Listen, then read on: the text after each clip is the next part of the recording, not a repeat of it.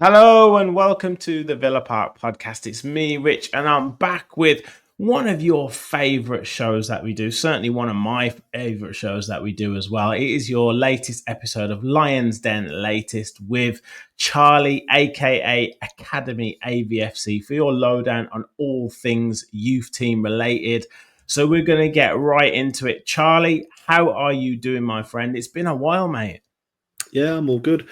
Weirdly, it doesn't feel as though there's been so much academy football recently, or whether I'm just brushing off some of the losses that have happened recently with the 21s. But yeah, always good to talk about things that are happening in the academy, particularly during an international break and while Villa haven't got a game for a few weeks. Yes, exactly. And we will cover a couple of the bigger games that Villa have had, as well as the under 18s, under 21s, loan watch as well, and covering some of your questions. So it does seem like it's gearing up for both sides of the first team and the youth team for hopefully a blockbuster end to the season. And diving straight into it, moving into the semi-finals of the FA Youth Cup are Aston Villa's Youth Academy side. Got a fine pedigree in this competition already, and dispatched Plymouth in the quarterfinals with pretty comfortable fashion. Yeah, it was always, I think, set to be a bit of a tricky one to navigate. I think with those academy sides who come from the lower categories, I think we talked about it previously when we spoke about the Accrington Stanley game, is that it's a little bit of a different test to what Villa will traditionally come up against domestically. And pretty much that's how the game went. It was a pretty tight and close encounter. Plymouth were defending pretty resolutely for the first 45 minutes, and then Villa stole what was a pretty poor goal to concede for Plymouth, actually, just as the teams were going in for half time. So I think that really sort of broke the back of the match, and then Villa looked way more comfortable in the second half. Plymouth didn't really provide a threat until Villa were 3-0 up. So really comfortable performance. Really notable couple of performances. I was really impressed with Aidan Borland. Jamal Loba, as you would expect for him, dropping down into the under 18s for someone who's had that small exposure in the first team was impressive. And just a really nice performance overall. Cole Brannigan's goal, actually, worth a mention. That was a really nice team move. And for the first opportunity that I've had to see Cole Brannigan play in the flesh, I came away really impressed with what I saw. Yeah, I saw most of the game, and that goal was excellent. Was it the third goal? Really nice move down the left-hand side, and then ball into him. He takes a touch. It goes up into the air, and he volleys it in.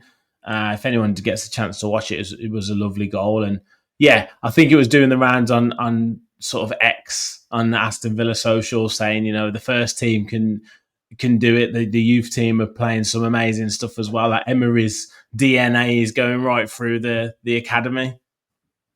Yeah, and it's really the type of goal that you wouldn't necessarily expect in that match. But I think, as we mentioned before, with the game sort of breaking up, with Plymouth having to come out when Villa took a 2-goal lead, again just shows that allows them to show that extra quality, and that's what we saw. Brilliant crossfield pass from Aidan Borland.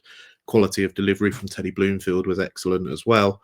And then the touch and finish, really composed, real good technical finish as well.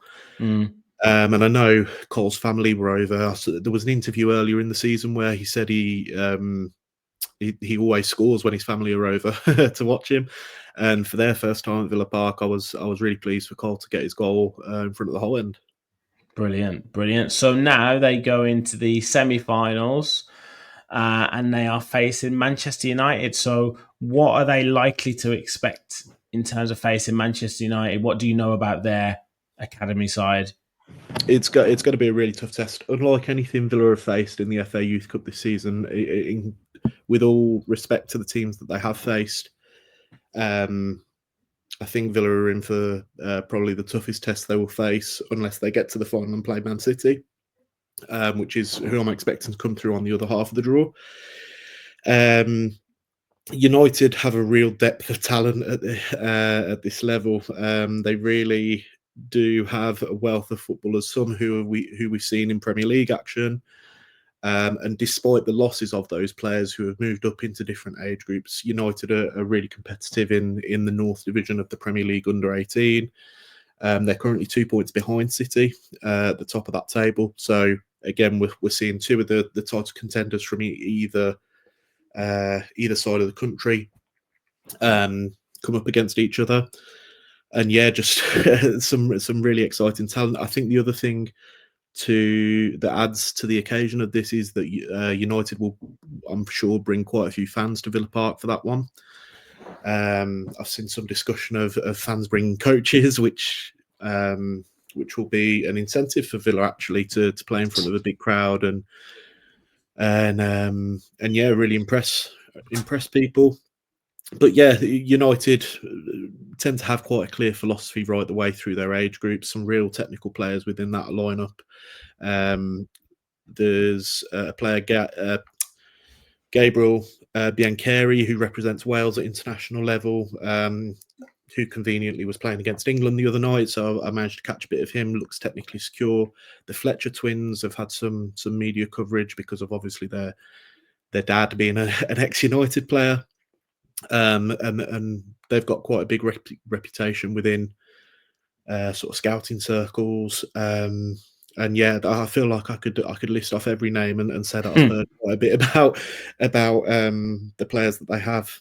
So yeah, will be a really huge test. But let's not get it twisted. Villa will feel confident that anything that United can provide on the night, Villa will be able to provide the same threat in their own right. When we talk about players that are highly rated, we can talk about Tristan Rowe, or we can talk about Sam Proctor in goal. We can talk about Leon Ruth, whoever else within that lineup, Brad Burrows, Jamal Gimo-Loba, and these are players who, for everything that I'm saying about United, I think United fans can say the same about those Villa players. Yeah, definitely. And will Ben Broggio be back? Because he's not really featured lately. Has he got an injury? I don't think he will. I've actually spoken to Ben, and yeah, I think he's going to be out for a little while. I think he's had to have like a procedure on a sort of niggling injury that he's been carrying for a while, and so I don't think we're likely to see Ben again this season. Oh, that's a shame because he was, he's really sort of knocking on the door. I know we'll talk about Gimo-Loba soon, but Ben Broggio looks an exciting talent, and hopefully, if he gets back fit in pre-season, he can really sort of push to potentially get challenge even for a first team squad, or look to be put out on loan and get first team football next season. So yeah, or wish him well, definitely. But when is the semi-final? What date are we talking? And it's at Villa Park, isn't it? We'll be at Villa Park. It's on Monday, the 31st of March. It's 7 p.m. kickoff. So that's a couple of days before the senior team play Brighton. Brilliant. And it'll be, I guess, on Villa TV. Yeah, I'll imagine. I think the other one was on the FA YouTube channel as well, wasn't it? So yeah. As it gets towards the latter stages, the FA starts showing them themselves as well. So I'll expect it to be on Villa TV. It'll probably be on the FA YouTube channel as well, and the MU TV probably as well. Yeah, tickets are a £5 as well. So really good opportunity to get down, see what should be a really good game of football. Really good advert for academy football and FA Youth Cup football, because I think both teams will fancy their chances of winning this competition. Yeah, well, look, anyone watching who can get there Monday 31st, you need your football fix. I know we'll have played Preston the night before. Hopefully we've made the FA Cup semi-final in that competition. go and watch an FA Youth Cup semi-final and hopefully get us to the final the next day, and let's get a huge crowd there, because I didn't think there was a massive crowd at the last game, the quarterfinal. So let's get a massive crowd there at Villa Park for the semi-final against Man United. Also, another cup competition that the boys are playing in, the Birmingham Senior Cup. Burton Albion, you said, is the next opponent. What round are we in for that one? So I believe this is the quarterfinals. I might just confirm that because it feels like a long time since we played in this competition. It has been quite a while. It is Burton, and it is the quarterfinal. Yeah, that game actually conveniently is the day after the FA Youth Cup. I had a question on Twitter about that, about how the Birmingham Senior Cup being the day after the FA Youth Cup is likely to weaken the FA Youth Cup team. And I think the answer is not at all. I think the FA Youth Cup will be the priority. So yeah, we're at the quarterfinal stage after a couple of good wins. Can the older players play in the Senior Cup? Yeah, it'll be from. Well, realistically, Villa have the depth of academy players to field an 11 of under 21s that aren't eligible in the FA Youth Cup, and also an FA Youth Cup team featuring players who would also play for the 21s. So, I don't think there'll be any consideration of the fact that there's an under 21 match the day after. Your players such as Todd Alcock, I'm trying to think of another few names here, Kyrie Pierre, players of that ilk will be featuring in that Senior Cup quarterfinal. And yeah, the opposition is Burton. Funnily enough, I think the lower league teams in this competition do tend to take it as a bit of an opportunity to boost confidence. So I think we may see a few of Burton's first team come up against Villa, Bodymore Heath. So will be an interesting one, an interesting potentially a shop window for some of the players actually featuring in that match, coming up against a league side who'll have obviously their staff watching. Looks like Burton are likely to be playing in League Two, so it maybe a good way to sort of window themselves for a potential suitor if things do play out that way next season. Yeah, excellent. So again, you could have a feast of football. You could have Sunday, Monday, Tuesday, and Wednesday of football with Aston Villa. So that after no football for a couple of weeks, it's an absolute feast of football for you guys to come up. So yeah, try and get to there to support them in the Birmingham Senior Cup as well. Just in terms of, I guess, it's probably not quite a successful result, but I think a great experience for the players. A 3-1 defeat against Barcelona in the UEFA Youth League. And I watched a fair bit of the game, certainly the first half. And when I started watching it, I was thinking, oh, here we go. It's going to be an absolute paste in it, because the way Barcelona were popping the ball about, it was absolutely a joy to watch, and almost a bit of a lesson in football for the Villa youngsters. And I think it was 3-1, wasn't it? And to keep it at that, I think the players did very well, because that was an absolute brilliant Barcelona team, in my opinion. Yeah, I think firstly, you have to consider the level of the opponent, and Barca were playing some really nice stuff in that first half. Villa changed the game in the second half, though, and I think actually they'll look back on that scoreline with a bit of regret. There was a big opportunity for Kyrie Pierre at 2-1 down, where their goalie makes a brilliant save after Kocher plays a lovely reverse pass into Pierre's path. So really, it could have been 2-2 with 10 minutes to play, and Villa with all the momentum.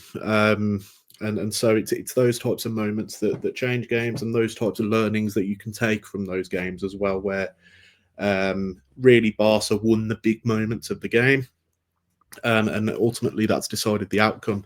Villa were fantastic in the second half, were much the better team, were carrying all the momentum, got their goal through an Aidan Bourland penalty, and might look back as a touch unfortunate not to have at least forced extra time. Great. And so would you say that Villa maybe gave them a little bit too much respect in that first half? Then do you think they maybe got a bit of stage fright, a bit of just didn't quite know what they were facing, and then kind of almost needed that half time to think, you know what, we can compete, we can do something in this game? I think there were a couple of tactical tweaks at half time. Brad Burrow started the match up top, and Villa in the first half were lacking that out ball, and obviously Brad Burrows is quite slight of stature, so I think wasn't able to provide that sort of level of physicality that would allow Villa to get up the pitch a little bit more consistently. I think defensively there was a couple of moments where I think players will look back and think they could have done things slightly differently, a bit sort of lured into the ball. And obviously that's Barca's philosophy. The moment you give them an inch, they'll take a mile and punish you. But really, some of the technical play from Barcelona really was just fantastic to watch. There's not a huge amount that Villa, I don't think, could have done differently for the first goal, especially. And yeah, I kind of viewed it as an opportunity to put in a performance and really show what they can do. And I think, yeah, they'll be looking at that second half performance with pride, but also, as I said, that sort of tinge of regret that had a couple of moments gone slightly differently, they could have been taking that match into extra time.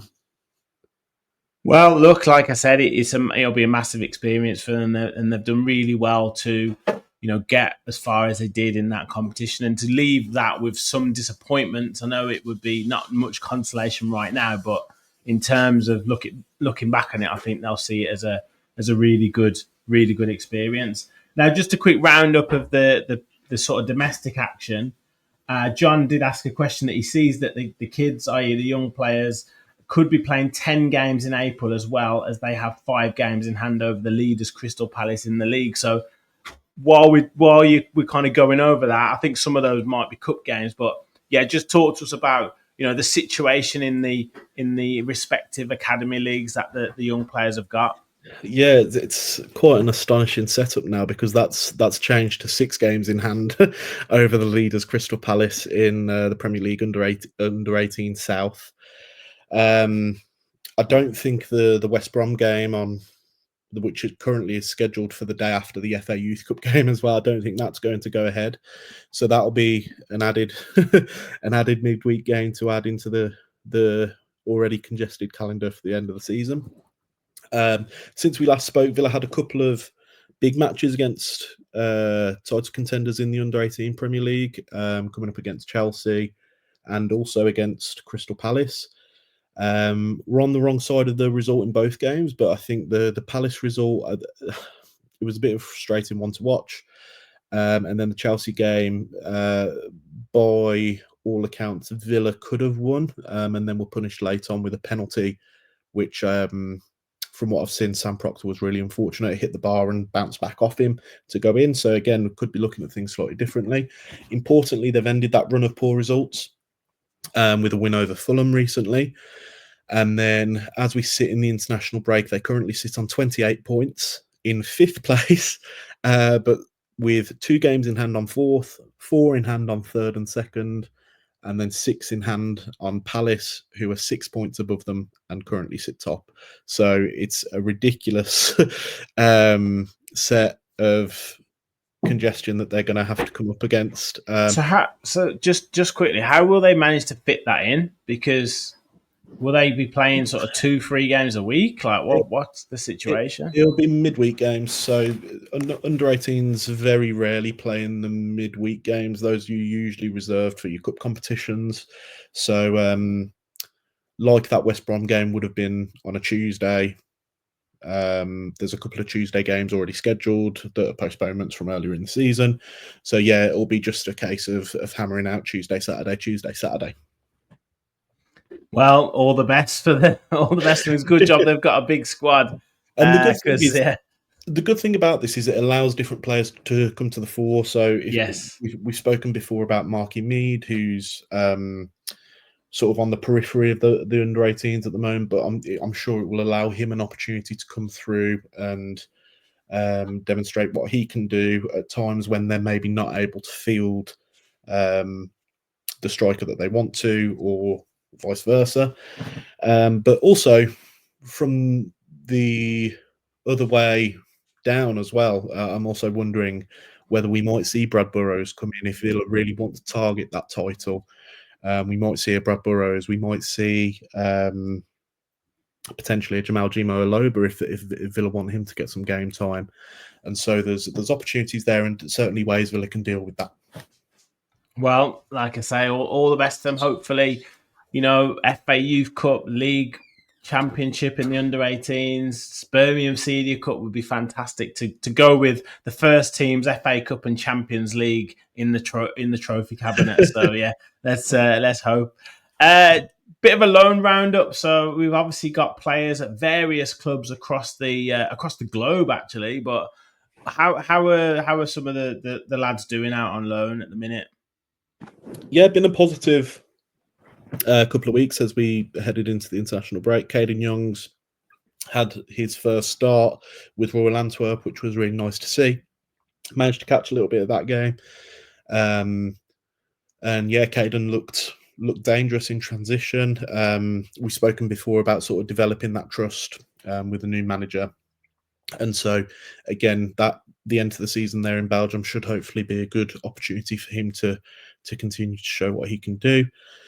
I'm trying to think who else we've got out on loan who's been performing well. I've noticed Rico Richards has scored a goal and assisted a goal, so he seems to be being trusted or relied upon a little bit more than maybe mid-season when I think he had a bit of a dip. Yeah, absolutely. He's been, from what I can gather, carrying a bit of an injury as well, which saw him out of the squad for a couple of weeks. But yeah, assisted their winner in their game yesterday, which was a late winner, which is hugely important for Port Vale as they try and stay in the hunt for promotion. And yeah, I think we spoke on a previous episode about that sort of bond that he has with Darren Moore, who would have been at West Brom at the same time. So, yeah, I think we can expect hopefully to get another medal on Rico Richards' neck, obviously having had that promotion with Stockport last season. Yeah, excellent. And then I think Kobe Moore got his start at Fleetwood yesterday. I haven't seen much of Patterson at MK Dons though. I don't know if is he injured or has he not been getting in the squad? I believe it's injury because the reviews that I was seeing from MK Dons fans were pretty good in those 2 consecutive starts that he made. So I'm expecting that to be an injury, and that's why he's not been in the squad recently. Tommy O'Reilly finding it difficult at MK Dons. Tends to be used when MK Dons are down in games and being forced to change things, but it's not quite gone to plan there. And then just thinking about another positive in the loan market, Sil Swinkles has had a pretty good time of things with Bristol Rovers, scored a couple of goals, which is always handy for a defender, and a couple of clean sheets as well in a couple of big results. I believe they beat Bolton, and yeah, there was a clean sheet shortly after that one. So yeah, a couple of nice things going on there alongside Lino Souza, who appears to be getting better every week from what I read in Positive. In the Bristol Rovers fans mentions. Excellent. Yeah, we've got so many players out on loan. I just thought of someone then, and it's escaped me. That was it. The goalkeeper at Crewe, Marshall. He seems to be doing very well. Yeah. Yesterday, won player of the match against Notts County. Had a bit of a fortunate moment. I think there was a bit of a penalty shot, but I think it was just about not a penalty. And yeah, won player of the match, which is obviously always a good thing for a keeper. It shows you have an influence on the game. And yeah, Crewe's still in the hunt for automatic promotion. Probably looks like it will be playoffs, if anything, for them this season. So yeah, keeping things interesting as we move into the last stages of the season. Just on someone who's also having really good reviews from his time at Shrewsbury, Josh Feeney. Continuing his consistent performances from what I can gather. He's never really getting substituted. And these are the things that I'm looking for if I'm not watching the games, is How easy does the manager find it to take you off? and Feeney never gets taken off. He's always playing 90 minutes now. He's earned that trust. And there was a nice feature on the Villa TV website, just sort of catching up with Josh at Shrewsbury. And yeah, if you've got a few minutes spare, might be worth a watch. Brilliant. And then Louis Barry, obviously a bit of a frustrating one, got injured. Seems like he's coming back to fitness soon. I think Hull have picked up with some results. So if they can make sure that they are guaranteed safe, then he'll have a nice bit of time only to probably relax and get himself, to express himself a bit more in some of those games if he can get himself fit. I think he said he was fairly close, so that would be good to see him back before the end of the season. Yeah, it's I've mentioned before to you this concept of timing and how timing can have a really big impact or sort of domino effect on someone's career. And I think this injury happens at a really bad time for Louis Barry, as he's kind of trying to make his name at the highest level that he's played at so far. And he's obviously picked up a sort of midterm injury. Fit nice and quickly. I'm just reading an article here that Hull's manager Ruben Sellers hinted that Barry could make a surprise appearance back at Hull City after the international break. So hopefully that's progressing better than expected, and hopefully we can see Louis Barry getting on that pitch and getting some championship goals to his name. Definitely. So I have got a few questions from viewers and stuff to go over in a second, but again, this kind of leads us into a couple of those questions. But with all these young players out on loan, some of them facing a bit of a crossroads at their career, some of them at the club, who haven't gone out on loan, that are probably hitting that 21, 22 age. What do you think about sort of their next step? Are some of these players out on loan are going to be moved on from Villa and command a transfer fee?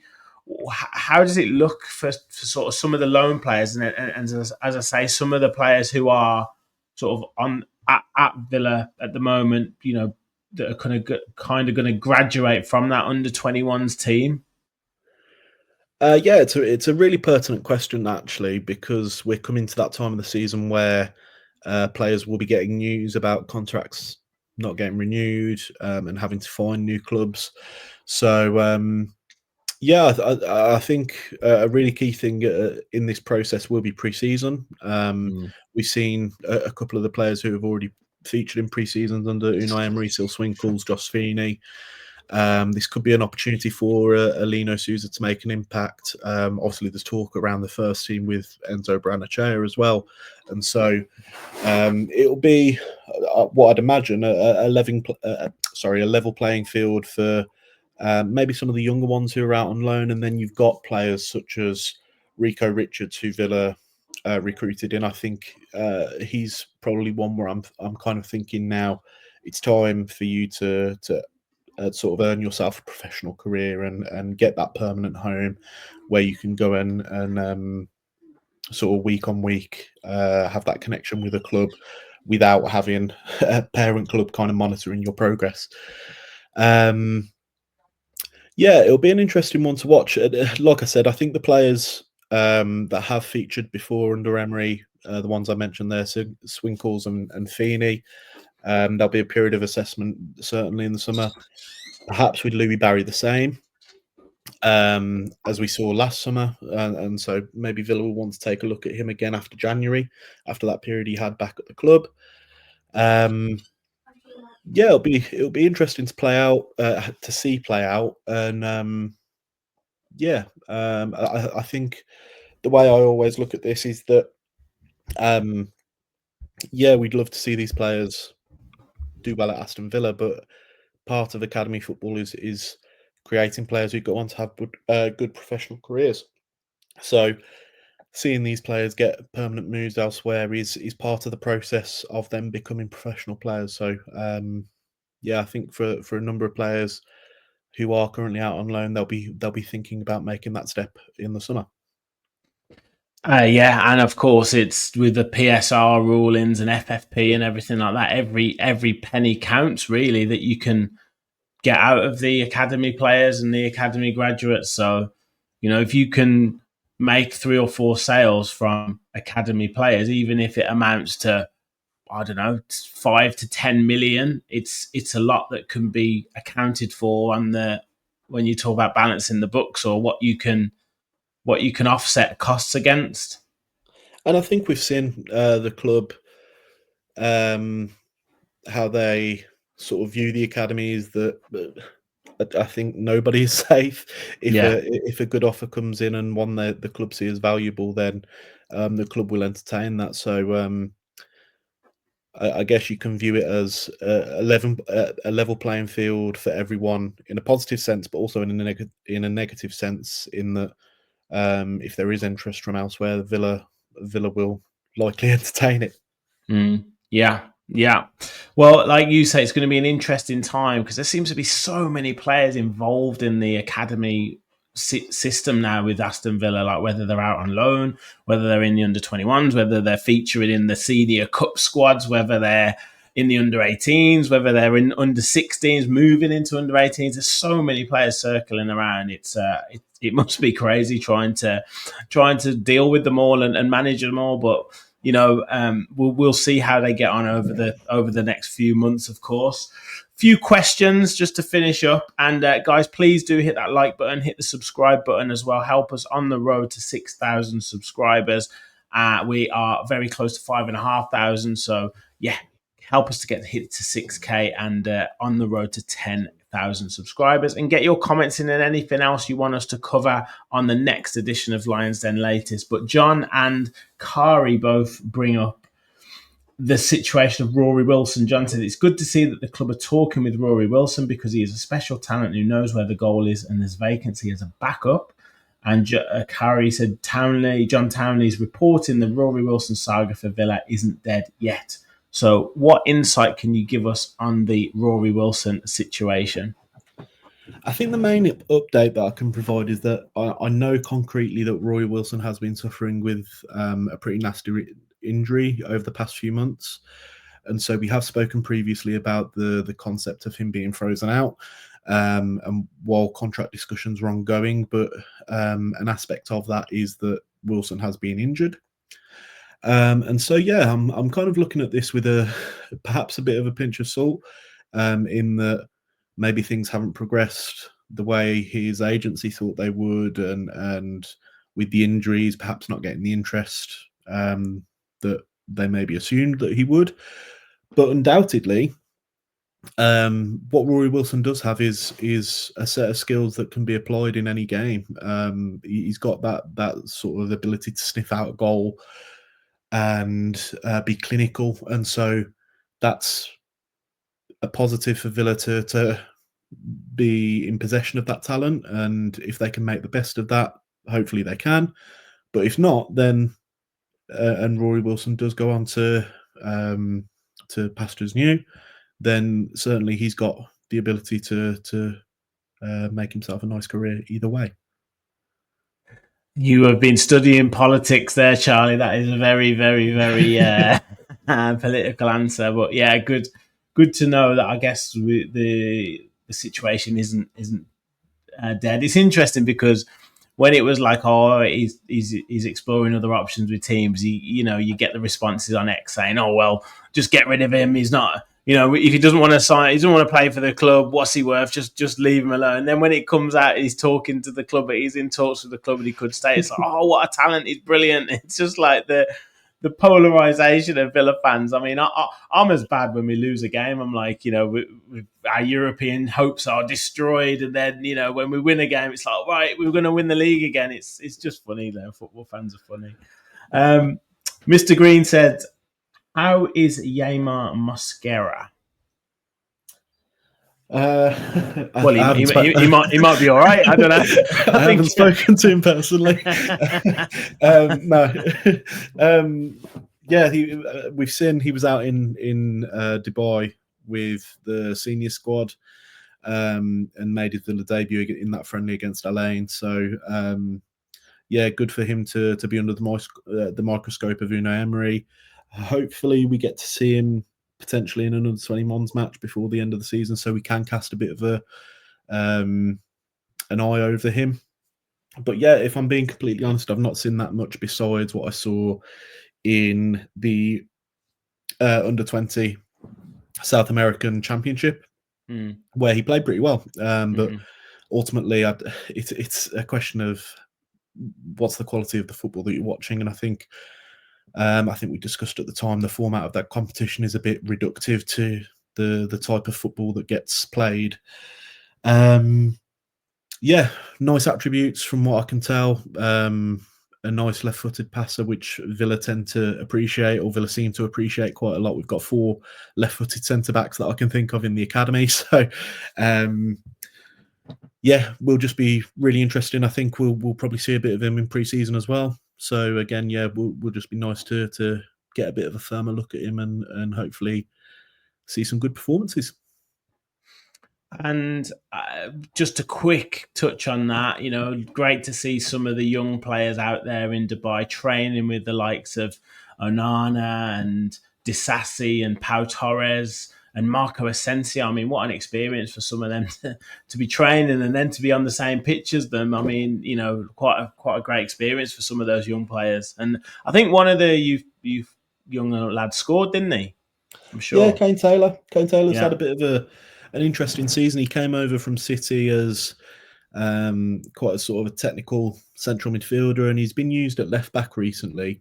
And he scored that goal from left back. So yeah, again, will be a positive for him to get that that sort of that goal on the mark and that sort of tick in the box for the management team to see that he's capable of doing something. And then yeah, just on the players that they're training with, I think I was looking through the pictures Villa posted, just seeing which ones I could put out on the academy account, and I just I was looking through them and I was like, that's going to be their new profile picture, and it's like Charlie Pavey training with Asensio and like shaking his hand after a goal or something. And it's like it's unreal. It's unreal. It must be pinching themselves. Yeah. It's the how, or it's sort of the one of the crazy things about academy football is that one day you can go from sort of being in your little academy training group at Bodymoor Heath to all of a sudden being on the same pitch as someone who's won the Champions League multiple times with Real Madrid, scored however many goals in the Champions League, and exactly. I mean, Charlie Pavey, whoever else, Jamal Giacomo will be in 50 years' time sitting with a grandson on their knee saying, you know what, 50 years ago I was training with Marco Asensio. I was on the same pitch as him, you know what I mean? So it's be a mad one, absolutely mad one. And when he's got his statue outside the Holt End after the Champions League. Yeah, exactly. Yeah. And just finally, just to actually no, not finally. Quick one in terms of potential outgoing, and we talked about kind of players within the side younger players who could fetch in money. Lamar Bogard, we've mentioned him so many times on the pod and how much he's impressed you and forced his way into Emery's plans, and versatile player. But now I think other clubs are seeing that talent, seeing that versatility. He's under 21 international. It didn't quite go to plan the other night, but he's been on the radar of Ajax. And also now I think today, i.e. Sunday, has said he's on the radar of Sevilla. So, there could be potential big interest in him in the summer. Yeah, I think the Sevilla stuff went around in the summer as well. So that might just be a potential rehash job from the outlet that's putting that out. But yeah, I kind of read that interview.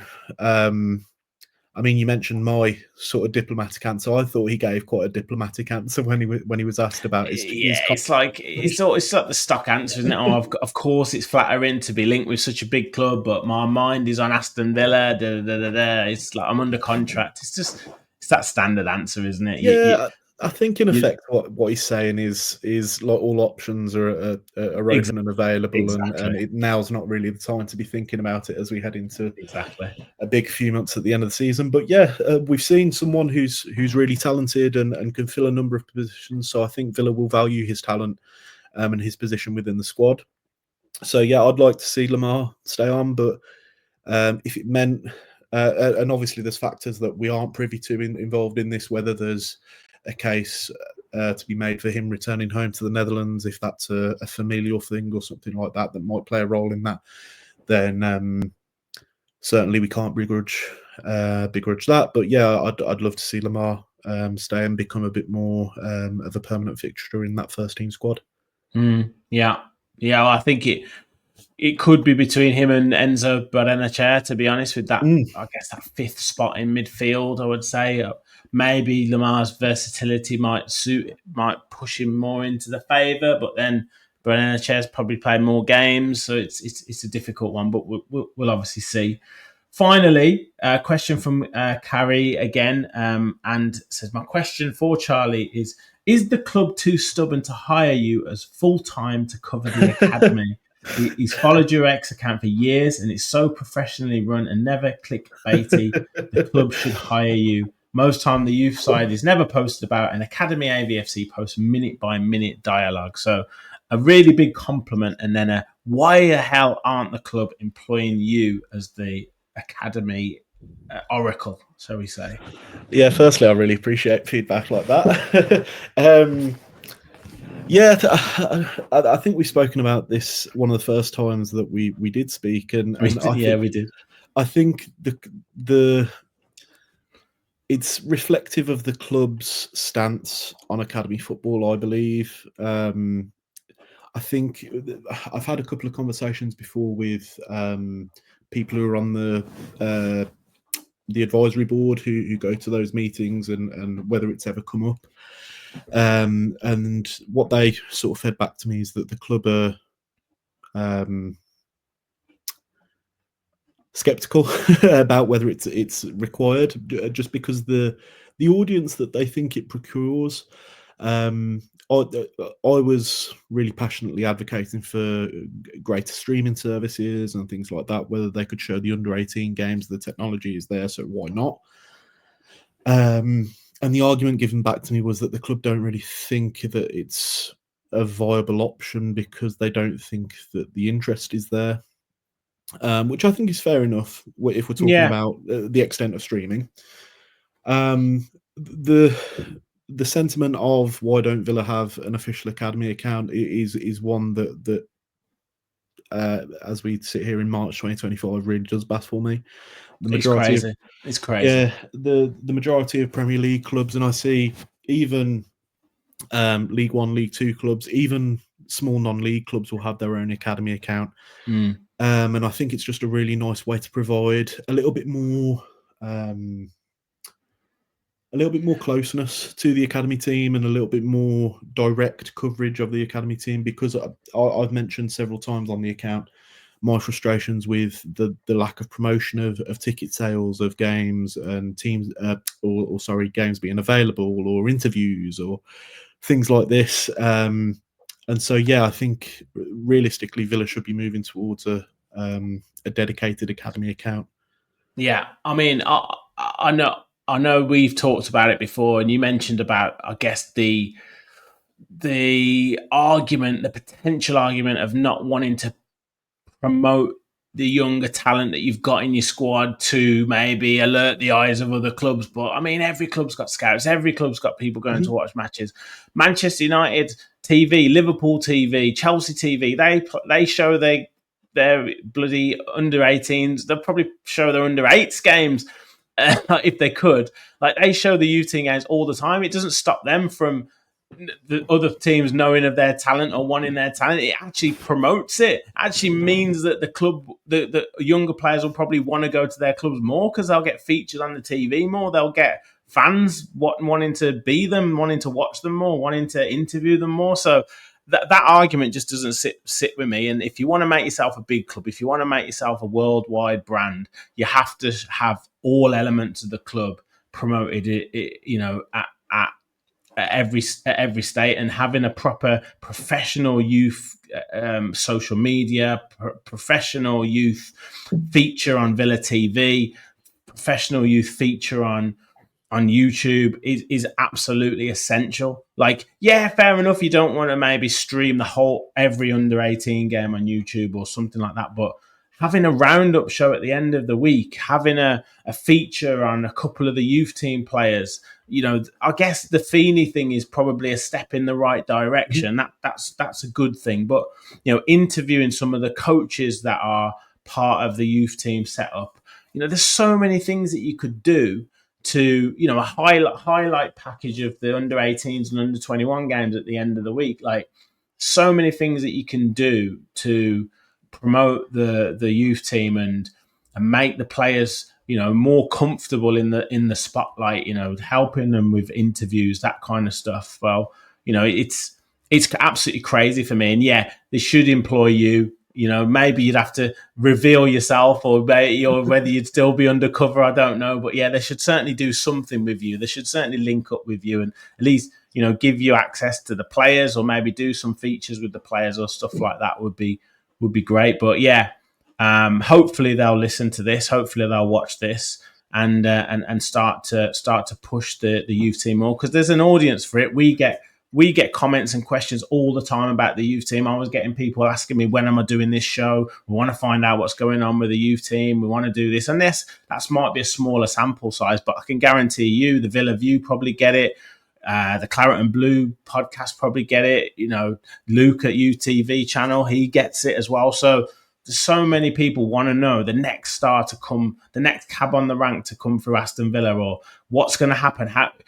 As we've said, it means so much to the club in terms of what money can be brought in from some of these youth team players. So we want to see how well they're doing. It just makes sense to promote it more. So that's my rant over anyway. So yeah, sooner it happens, the better, Charlie. I think the really interesting point you made there is about global coverage. And seeing your United who've got TV channels set up and the exposure that their players get through being platformed on those services, it just brings a greater audience to those matches. It brings a greater interest in those players and following their journeys. And I think that can only be viewed as a positive thing. Yeah. One thing, just momentarily to mention, funnily enough, I had this conversation with a scout over the weekend, and we were talking about why the England national team don't really tend to stream their academy games. So you tend to get the under-21s available, or sometimes at a stretch the under-20s if they're at home. But then below that, you don't really tend to get home streams for the England matches. And I think Villa kind of reflect that same philosophy, as they're really cautious to put players out there and open them up to the potential negative side of social media, where they're getting criticism for performances and from people who perhaps don't see the bigger picture of academy football in it kind of being a journey or a service to professional football.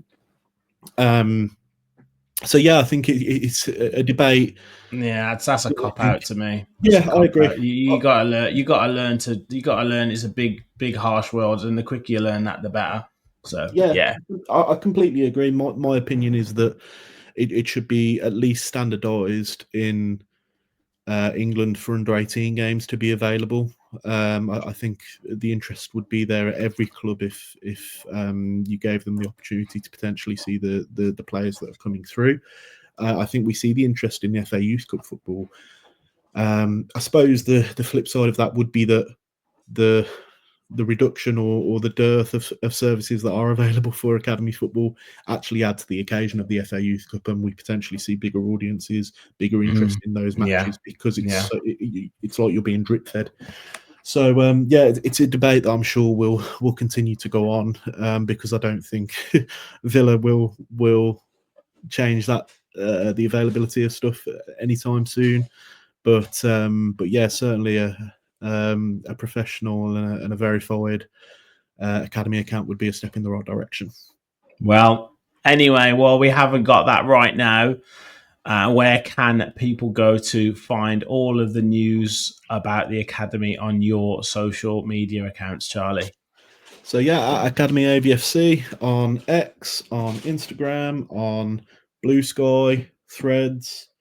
If you can think of anywhere else, I'm probably not on there at the moment. But yeah, anywhere commonly frequented for social media, you can find me. Brilliant stuff. Well, as always, a fantastic conversation, and we'll be back next month, hopefully seeing Villa in the Youth Cup final, Senior Cup semi-final, top of the league in the under-18s, and with more first-team appearances for some of our young lads as well. So, yeah, we'll be here next month for the next Lions Den latest. Thank you very much, Charlie. Make sure you hit that like button, everyone. Make sure you hit that subscribe button. Get your comments in as well, your thoughts on the Youth Academy, and any questions you've got for Charlie as well. We'll be back next week with plenty more shows, fans forum, Preston preview, loads of transfer rumours as well if they come through as well. So make sure you stay tuned to the channel. Thank you all for watching, and as always, remember, we'll follow the Villa.